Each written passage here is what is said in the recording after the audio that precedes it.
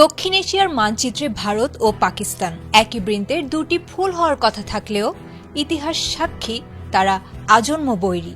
৭ দশকের রাজনৈতিক তিক্ততা, ভূখণ্ডগত আক্রোশ আর বিশ্বাসের অভাব এই দুই পারমাণবিক শক্তিধর রাষ্ট্রকে বারবার ঠেলে দিয়েছে ধ্বংসের দ্বারপ্রান্তে। পিয়ানোর তারের মতো টান টান উত্তেজনায় ঘেরা এই বৈরিতায় যখনই একটু শান্তির পরশ লাগে, তখনই সন্ত্রাসবাদের কালো ছায়া সব তছনছ করে দেয়। কূটনৈতিক টেবিলে একে অপরের চোখের ভাষা না পড়ে তারা যেন পড়তে পছন্দ করে যুদ্ধের ব্যাকরণ। আর সেই ব্যাকরণের পাতায় এবার নতুন করে আগুনের হলকা দেখেছে মার্কিন think tank council on foreign relations. তাদের মতে ২০২৬ সাল হতে পারে দুই প্রতিবেশীর রণক্ষেত্রে পরিণত হওয়ার বছর।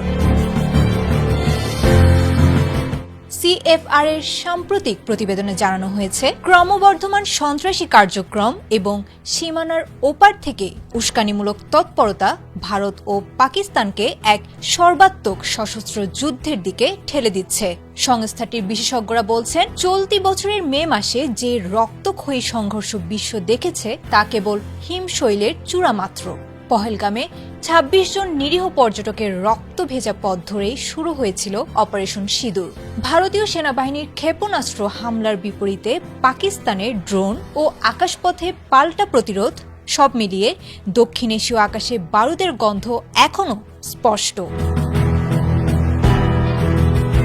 চলতি বছরের মে মাসে পাকিস্তানের দাবি অনুযায়ী ফ্রান্সের তৈরি অত্যাধুনিক রাফায়েল যুদ্ধ বিমান ভূপাতিত করার ঘটনা যুদ্ধের ভয়াবহতা নতুন মাত্রা দিয়েছিল।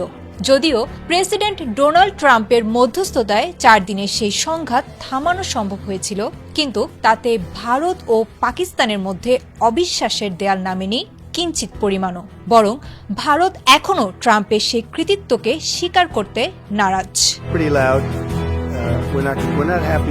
ভারতীয় গণমাধ্যম এনডিটিভির এক প্রতিবেদন থেকে জানা গেছে, পাকিস্তান শুধু ভারতের সাথেই নয়, বরং আফগানিস্তান সীমান্তেও ছড়িয়েছে উত্তেজনার পারদ। সব মিলিয়ে সীমান্ত জুড়ে এখন ২৪ ঘন্টা সাইরেনের শব্দ আর যুদ্ধ বিমানের গর্জন।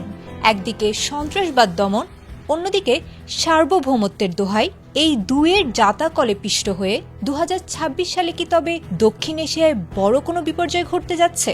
বিশেষজ্ঞদের দাবি, যদি কূটনৈতিক টেবিলের ভাষা আবারও অস্ত্রের গর্জনের কাছে হেরে যায়, তবে বিশ্ব দেখবে ইতিহাসের অন্যতম ভয়াবহ এক সামরিক সংঘাত।